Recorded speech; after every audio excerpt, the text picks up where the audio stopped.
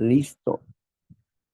Muy buenos días a todas y a todos. Mi nombre es Víctor Javier y estoy aquí para compartir el, la carta de Santiago. Santiago es bastante profundo en sus formas de hablar, pero denota el carácter de él en esta carta, en su plena confianza y en su desafío para sus tiempos, porque desafiaba a las gentes poderosas, la gente que robaba, que estafaba al trabajador. Por eso decía, aullad de ricos, porque sus ropas están podridas y su dinero está enmohecido. Aullad de ricos, porque esto se volverá contra vosotros. Lloren, compúnjase de corazón. O sea, él estaba diciendo, arrepiéntanse, arrepiéntanse. Y del pobre dijo, pobre, gloríese en su pobreza, gloríese, rebélese. Rebelarse no significa ir en contra de, ¿no? Sino manifieste su confianza en Dios. Gloríese en su pobreza. No se menosprecie, porque Dios te ama, porque Dios está contigo, porque de los pobres de este mundo ha escogido Dios para avergonzar a los sabios de este mundo. Bueno, Santiago tiene muchas cosas que hablarnos, pero creo que vamos ya en el capítulo 5 de Santiago. Y aquí está Marla, que nos va a ayudar en la lectura. Adelante, Marla. Claro que sí, muy buenos días, compañeros. Y sí, les voy a leer el capítulo 5 de Santiago del 7 al 11 solamente, que dice así, el subtema, ser pacientes y orar. Por tanto, hermanos, tener paciencia hasta la venida del Señor. Mira cómo el labrador espera el precioso fruto de la tierra, aguardando con paciencia hasta que reciba la lluvia temprana y la tardía. Tener también ustedes paciencia y afirmar en sus corazones, porque la venida del Señor se acerca. Hermanos, no se quejen unos contra otros para que no sean condenados. He aquí, el juez está delante de la puerta. Hermanos míos, tomen como ejemplo de aflicción y de paciencia a los profetas que hablaron en nombre del Señor. He aquí, tenemos por bienaventurados a los que sufren. Ustedes han oído de la paciencia de Job y han visto el fin del Señor, que el Señor es muy misericordioso y compasivo. Ahí termina hasta el 11. Impaciente, desesperado es el corazón más que todas las cosas. Gracias, Marla. La paciencia es es una virtud y nosotros nos comunica el apóstol Pablo que estamos viviendo una batalla de paciencia. Regularmente, cuando las personas van a algún sitio, quieren llegar pronto al lugar. Cuando las personas no entienden que necesitan aprender a ser tolerantes, que la tolerancia es importante para nuestras vidas porque ejercita en nosotros ejercita en nosotros la paciencia. Cuando somos tolerantes, porque cuando estamos siendo tolerantes, significa que estamos esforzándonos más allá de nuestra paciencia. Estamos al borde de romper en la tolerancia, de romper con esa tolerancia y hacer todo lo contrario. Pero cuando aprendemos a ser tolerantes, que es un esfuerzo extra, como resultado nos da la paciencia. Pero vayamos a lo que nos dice Romanos capítulo 5, versículo del 1 al 4. Vayamos, ¿qué nos dice el apóstol Pablo aquí en esta carta? Claro que sí. Romanos 5, 4. Y dice así, y la paciencia y la prueba. Yo creo que más abajo, atrás. Sí. Bueno, y la Desde el paciencia, 1, prueba. desde el 1 al 4. Ya decía yo que estaba leyendo mal. Dice así, justificados pues por la fe, tenemos paz para con Dios por medio de nuestro Señor Jesucristo, por quien también tenemos entrada por la fe a esta gracia en la cual estamos firmes y nos gloriamos en la esperanza de la gloria de Dios. Y no solo esto, sino que también nos gloriamos en las tribulaciones, sabiendo que la tribulación produce paciencia y la paciencia prueba y la prueba esperanza y la esperanza no avergüenza, porque el amor de Dios ha sido derramado en nuestros corazones por el Espíritu Santo que nos fue dado. Amén. Amén. Aquí el apóstol Pablo, en esta parte, nos aclara muchas cosas importantes, de acuerdo a lo que nos está diciendo Santiago. El apóstol Pablo todavía va un poco más profundo y nos da una realidad que nosotros necesitamos vivir. Dice aquí, en esta parte, nos dice pues que nosotros tenemos paz para con Dios, justificados pues por la fe. El ser justificado significa que se nos ha perdonado. Se nos han perdonado nuestros pecados, que hemos hecho un pacto con Cristo Jesús, que confiamos en lo que Jesucristo dice. Justificados pues por la fe tenemos paz para con Dios a través del Señor Jesucristo. Ahora, estamos bajo el entrenamiento de Él, del líder, del sumo sacerdote, del Rey Jesucristo, sabiendo pues que, que esto que necesitamos es los problemas, sí, las tribulaciones.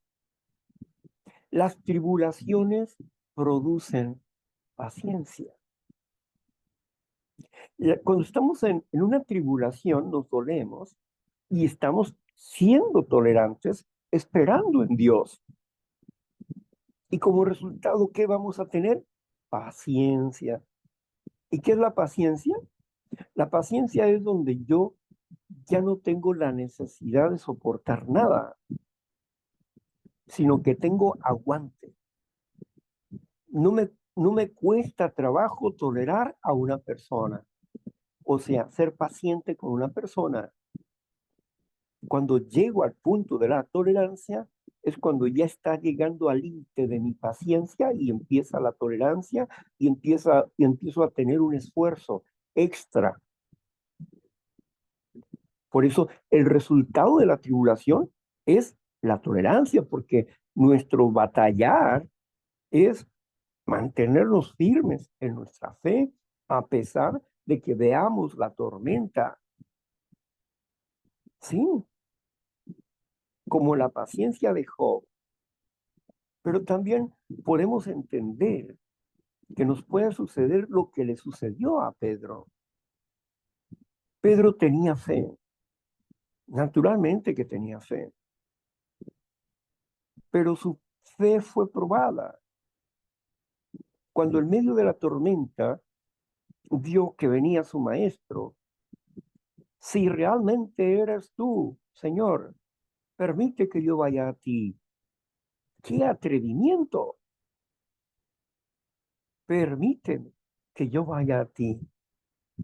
O qué valentía. Y para una persona común diría, ¿qué es esto? ¿Cómo en medio de una tormenta vas a brincar de un barco cuando estás viendo que las olas estaban moviéndose, revolviéndose para allá y para acá y el barco estaba todo moviéndose ahí? Es algo ilógico, es algo en contra de la mente natural. ¿Quién impulsó a Pedro para hacer esto? El Padre. Nadie puede venir a mí si el Padre no lo trae, dijo Jesús. Entonces Pedro tuvo que brincar del barco, perdón, tuvo que brincar del barco. ¿Y qué sintió? Se brincó del barco. ¿Qué sintió él cuando pisó en duro? ¿Se imaginan ustedes que usted se lance al mar y que de pronto caiga así de una forma invisible en una situación que lo sostiene? Y todavía, después de esa impresión, sigue caminando hacia Cristo Jesús. Pero de pronto perdió su mirada en Cristo porque las olas del mar estaban fuertes, el viento, el barco, volvió a su realidad humana y empezó a hundirse por sus temores. Empezó a hundirse.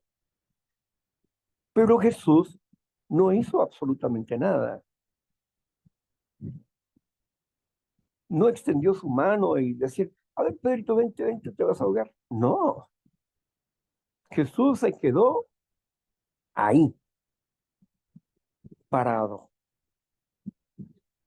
hasta que Pedro dijo, Señor, por favor, ayúdame.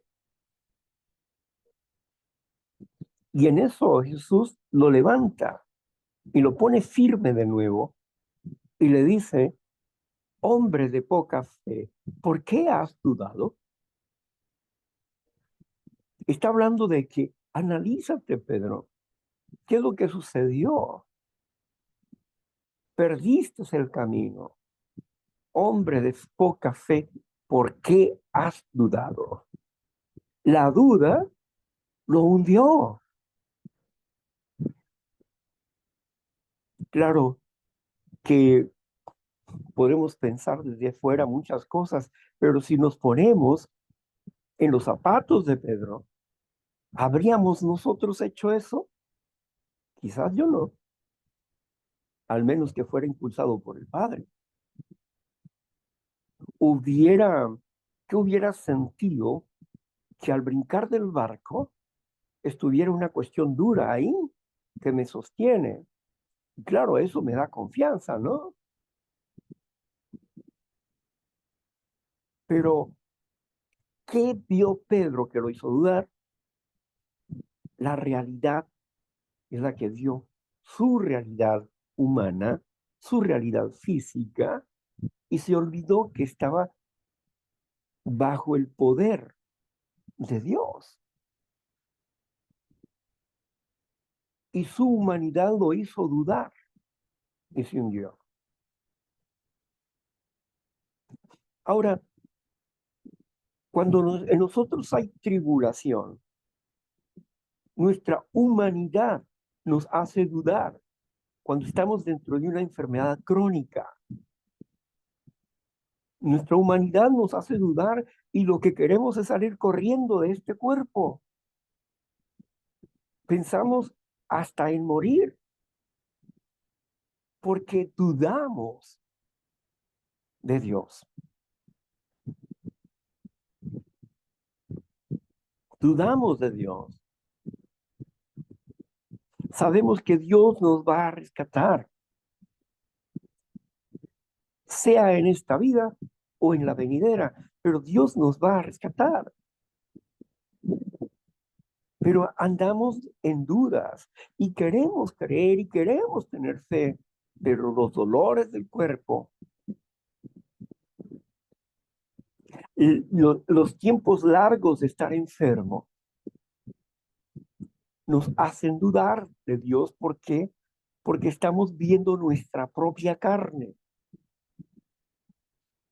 y no tenemos el hálito sobrenatural por nuestra falta de fe. Podemos proyectarnos racionalmente y decir, no, pues es que yo hago esto, hago lo otro, hago aquello, hago lo otro. Sí, excepto creerle a Dios. Todas las cosas que haces es como cumplir con una situación, pero tenemos que ir más allá del cumplimiento, que es una confianza plena en la fuerza y el poder, la sabiduría y el valor que Dios puede darnos. Nuestra naturaleza humana nos hace dudar del poder del Espíritu de Dios. Por eso la paciencia produce esperanza.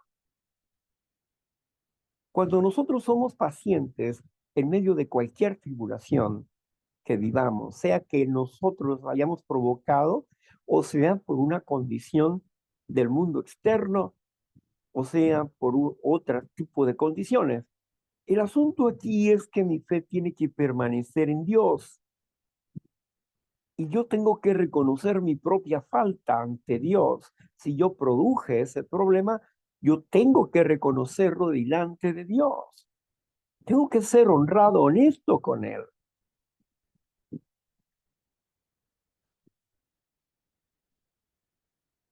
Porque regularmente en nuestras impotencias chocamos con la misma piedra una y otra vez. Porque nos saboteamos a nosotros mismos, porque nos vendemos ideas que no son de Dios. Nos traicionamos a nosotros, somos infieles con nosotros mismos y nos metemos en problemas. La tribulación viene de acciones naturales propias de este mundo, de toda la injusticia existente. Pero también la tribulación viene de la forma en que nosotros vivimos, pensamos o tomamos decisiones. Pero toda tribulación produce paciencia. Somos pacientes. ¿En qué somos pacientes? Nosotros, dice, nosotros nos revelamos, nos gloriamos, dice, nos gloriamos ante la gloria de Dios, o sea, en la esperanza de la gloria de Dios. ¿Cómo es eso? Bueno, pues resulta que el gloriarse significa estar firme en la roca, que es Cristo Jesús. Gloriarse significa yo espero la respuesta de mi Dios. Y nos vamos y estamos esperando en la revelación de Dios en nuestras vidas. Es lo que está explicando el apóstol Pedro, perdón, Pablo. Está explicándonos eso, de que nosotros debemos de estar firmes en el cimiento, la roca, en Cristo Jesús, esperando su respuesta, que es la revelación de Cristo Jesús, su respuesta. Y luego Pablo nos habla del proceso. Nosotros nos gloriamos en la tribulación. ¿Cómo? Estamos firmes en medio de la tribulación, como palmeras sacudidas por el viento, que no se rompen, sino permanecen, que tienen esa resiliencia, esa fortaleza. Así nuestro espíritu está ahí y queremos aferrarnos a la roca, firme, a su palabra, a su promesa.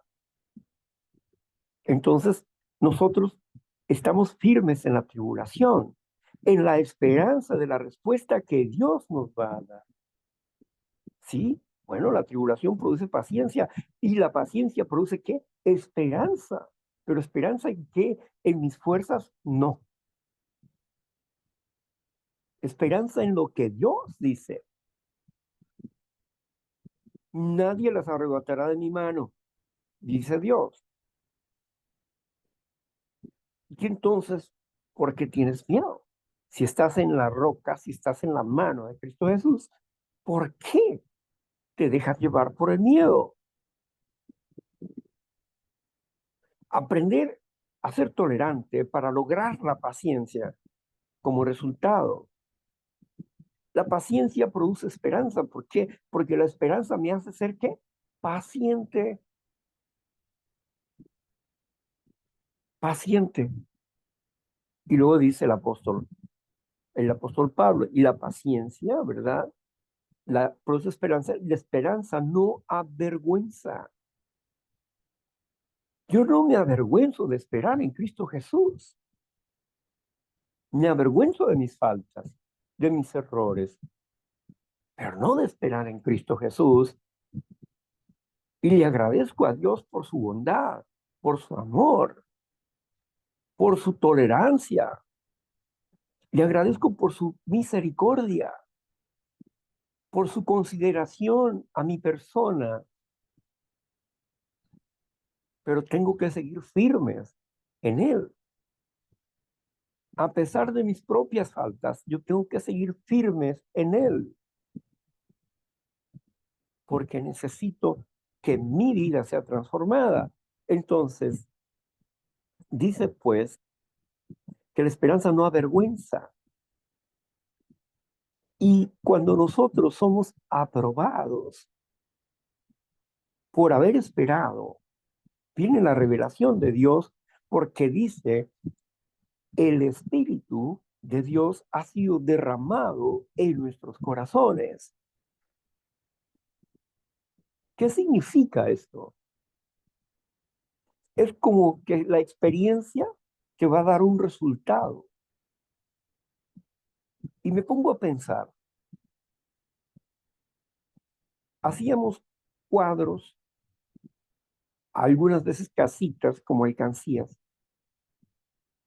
y hacíamos el trabajo. Poníamos la base, cortábamos, poníamos los lados, ¿verdad? Y luego poníamos el techito, pero en cada acción, en cada acción íbamos pegando, ¿verdad? Íbamos pegando papel regalo, todo era con resistor, papel regalo, y así al techo de otro color, etcétera. Luego le colocábamos las ventanitas, la puertita y todo eso. Luego agarrábamos dos ingredientes, que es la resina y el secante.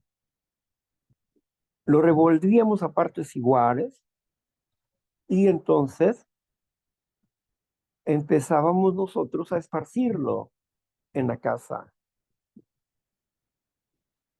Una vez que se terminó ya de esparcirse, lo dejábamos secar y eso quedaba permanente. Asimismo, cuando nosotros vivimos la experiencia de la tribulación, la paciencia, la esperanza, que no avergüenza, dice que al final ha sido derramado el Espíritu en nuestros corazones, es decir, se afirmó la experiencia. Pasamos ese peldaño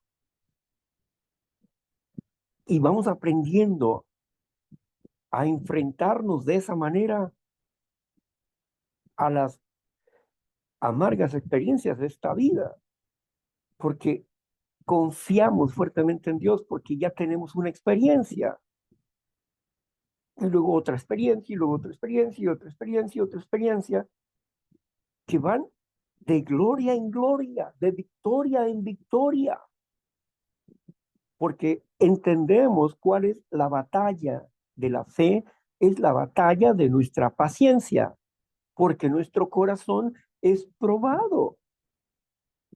Y cuando nuestro corazón ha sido probado y ha sido hallado victorioso,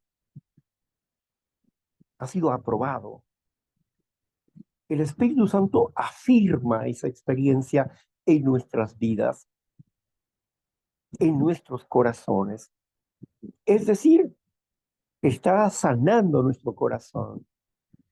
Dios ha prometido: yo quitaré ese corazón de roca y le daré un corazón sensible de carne, y escribiré mis mandamientos en sus corazones. Si nosotros amamos al enemigo como Cristo Jesús nos manda, si logramos hacerlo, ha sido grabado en nuestro corazón. Hemos derrumbado una parte importante que obstaculizaba nuestra vida espiritual. Ya ha sido grabado en nuestros corazones. Ahí está la experiencia de la paciencia. Así que no seamos impacientes, seamos tolerantes y aprendamos a ser pacientes, siempre enfocados en la esperanza de la respuesta del Dios vivo, omnipotente, que va a ser la fortaleza en nuestros corazones, la confianza en Dios. Y no estaremos fluctuando de un lado para otro, dudando aquí, dudando allá. Marla, ¿nos quieres leer el versículo 7 del capítulo 5 de Santiago? De Santiago, el versículo 7 dice así. Ahí ando en Romanos. Aquí está. El 7 dice así: por lo tanto, hermanos, tengan paciencia hasta la venida del Señor. Miren cómo el labrador espera el precioso fruto de la tierra, aguardando con paciencia hasta que reciba la lluvia temprana y la tardía. Amén. Amén. Aguardando con paciencia el cumplimiento de la promesa de Dios, la lluvia temprana, el Pentecostés, la lluvia tardía, la llegada del Señor. Entonces, aguardamos pacientemente la lluvia temprana y la lluvia tardía, para que Cristo Jesús sea revelado ante nuestros ojos, porque seremos transformados en seres eternos espirituales y veremos a Dios tal como Él es, porque seremos semejantes al Creador. Si eso no puede llenar tu vida, porque no puedes creerlo. Necesitas ejercitarte en la fe. Yo decía, cuando un querido amigo decía: Víctor, Víctor, la vida eterna, vamos a la vida eterna, Víctor, Víctor. Lo decía emocionado. Yo decía: ¿y a este hombre qué le pasa? ¿No? Porque si no tiene sentido para ti, un sentido real del objetivo, la vida eterna, en la presencia del eterno Dios de los ejércitos, entonces, ¿dónde está tu fe? ¿Es un cuento para ti eso? ¿Es una historia que nunca se va a realizar? o verdaderamente tu fe está puesta en Él y te emociona el hecho de poder ser transformado en un ser espiritual y estar en la presencia de Dios con todos sus hermanos espirituales y eternos y escuchando al Dios vivo, hablando del proyecto que tiene para cada uno de nosotros y le vemos cara a cara.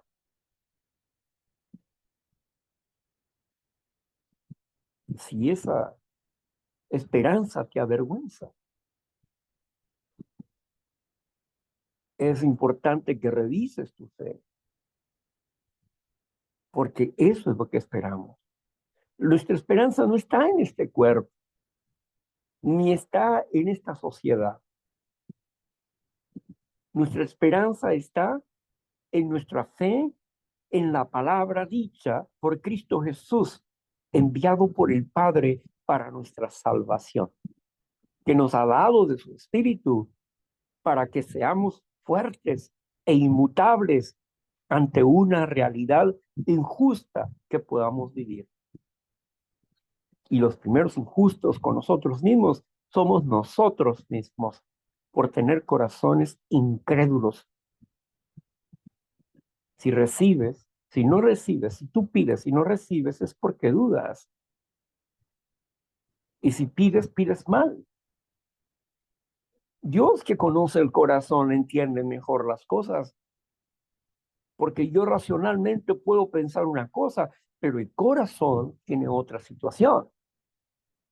Y quien conoce el corazón verdaderamente es Dios. Y quien está haciendo la labor para limpiar el corazón y establecer un cimiento firme de fe es Dios.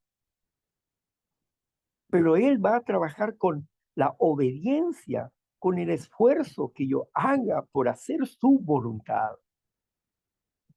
creyendo firme en Él, sin fluctuar a la derecha ni a la izquierda, sino permaneciendo firme en paciencia, en el amor a Dios, por sobre todas las cosas. Seamos hombres y mujeres de fe, pero no de una fe hablada, sino una fe práctica. Que sea tu ejemplo el que está hablando de tu fe, más que tu boca.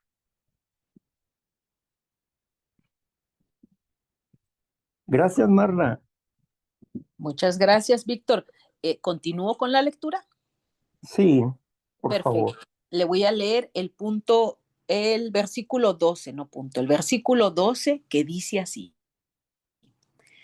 Pero sobre todo, hermanos míos, no juren ni por el cielo, ni por la tierra, ni por ningún otro juramento, sino que su sí sea sí y su no sea un no, para que no caigan en condenación. Amén. Amén. Es fácil jurar por lo que no es nuestro. La tierra no es nuestra. El cielo no es nuestro. El trono de Dios no es nuestro. Por eso dice aquí el apóstol Santiago nos habló en el capítulo 2, en el versículo 8, si no mal recuerdo, nos habló acerca de la ley perfecta, de la ley real, los 10 mandamientos. Y aquí el apóstol está haciendo alusión al tercer mandamiento. No tomarás el nombre del Eterno tu Dios en vano, porque no dará por inocente al que lo tomare en vano. No juras, no jures. Ustedes dicen, les dijo Jesucristo a los religiosos de su época, ustedes dicen que no es bueno jurar por el templo, porque ahí está el altar de Dios. Y, Y tampoco se debe jurar por el templo, porque ahí están las ofrendas de Dios. Pero yo les digo, no juren ni por el altar, ni por el templo, ni por las ofrendas, porque mayor es el que está dentro del templo y el que hizo el templo.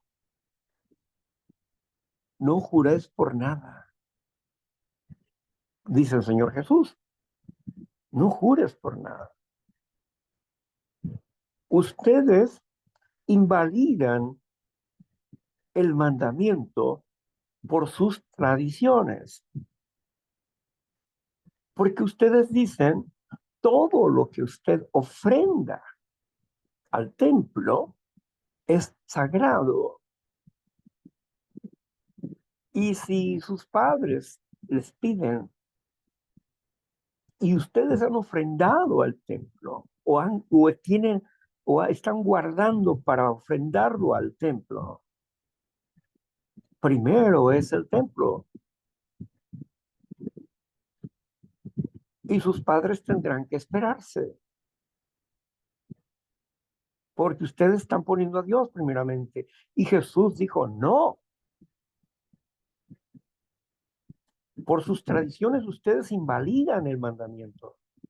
¿Por qué? Porque ustedes están enseñando que primero es ofrendar al templo, porque ellos están haciendo un sacrificio extra y están dando todo para ofrendar al templo, dejando sin apoyo a sus padres. Están invalidando el mandamiento número 5. Honra a tu padre y a tu madre. El apóstol Pablo, a través de Timoteo, nos enseña que nosotros debemos empezar por nuestras casas. El buen juez por su casa empieza. Que tenemos que proveer para los nuestros, porque si no vamos a invalidar el mandamiento. Por eso Dios no te pide que ofrendes de más, ni que hagas tamales, ni que hagas comida, ni que hagas nada. Dios te pide nomás el 10%, nomás eso, y la ofrenda que tú quieras donar. Ahora bien, pero no debes dejar sin alimento a tu casa. El 90% prácticamente es tuyo. Si tú dices, bueno, yo voy a, a donar o voy a ofrendar un 5%, un 3%, un 2%, eso ya queda en tus manos. Pero Dios quiere que proveas para tu casa. Porque es una obediencia al mandamiento. Primero no es el templo. Primero es el diezmo a Dios. Después, si tú quieres ofrendar, ofrendas. Si no quieres ofrendar, no ofrendes. Es más, y si quieres dar el diezmo, lo das. Y si no quieres darlo, no lo des. Pero el asunto aquí es la obediencia al mandamiento. Todos tus mandamientos son justicias. Y si nosotros queremos ser justos, necesitamos honrar a nuestros padres, a nuestros amigos, a nuestra familia. Pero tenemos que empezar con la familia. Y nuestra familia es la familia de Dios. Pero para la familia de Dios ya tenemos un porcentaje, porque Dios te está dando el 90%. Él es el dueño de todos los recursos de la tierra y solo piden 10%. Él te da todo para que estés bien, pero tú tendrás que saber administrar el 90%. Así que es importante para nosotros entender que por tradiciones humanas o por personas que son ambiciosas, codiciosas en el nombre del reino de Dios, solicitan más allá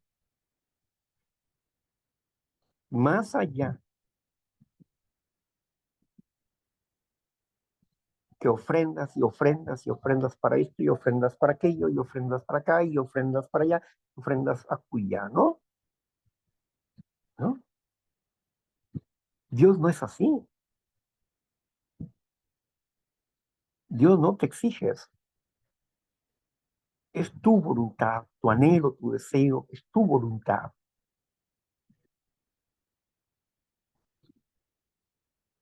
Qué hermoso es Dios, porque Él es justo. Pero las personas que no hacen las cosas de Dios, sino que por su ambición, por su codicia, hablando del reino de Dios o del evangelio, roban, roban. Dice que sus ovejas, estas personas que son falsos obreros, maltratan a sus ovejas y las trasquilan fuera de tiempo. O sea, las ovejas se tienen que trasquilar en el verano, pero ellas los trasquilan en verano y en invierno, dejándolas destapadas. Eso es lo que estaba hablando Dios acerca de los malos obreros, de los obreros fraudulentos, a esos que Él les dijo o les va a decir en el futuro, apártense de mí, hacedores de maldad, yo no los conozco porque ustedes no hacen la voluntad de mi Padre que me envió. Pero ellos dirán, es que en tu nombre predicamos, en tu nombre hicimos esto, hicimos aquello, hicimos lo otro, apártense de mí, hacedores de maldad. A los obreros fraudulentos, échanos fuera a estos ladrones y mentirosos.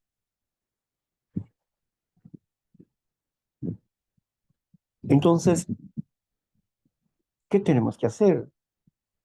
¿Juraremos por Dios? ¿Por el hijo, por la hija, por mi madre? Si quieres creerme, créeme. Mi palabra es así.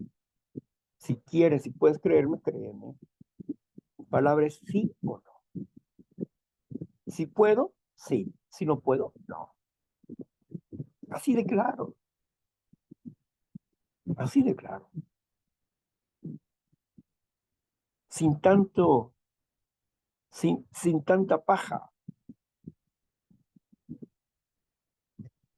Eso está en nuestro juicio personal.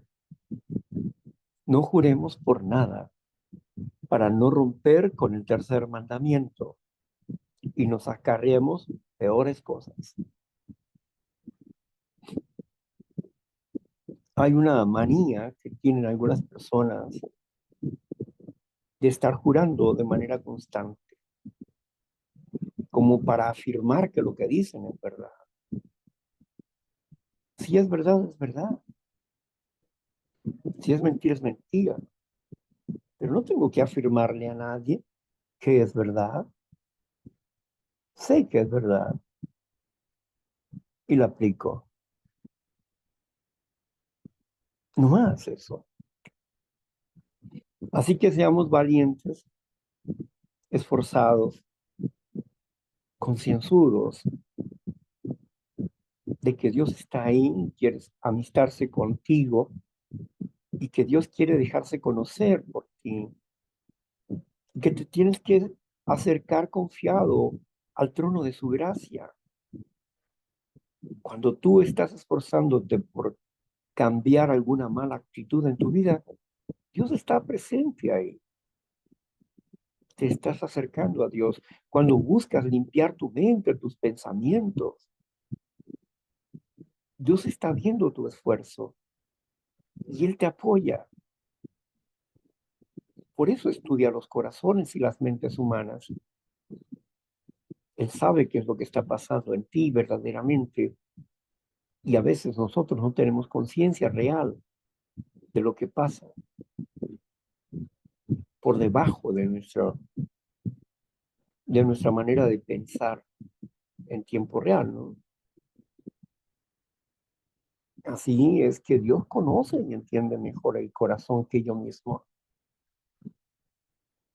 Él conoce mi crecimiento como mi falta de desarrollo,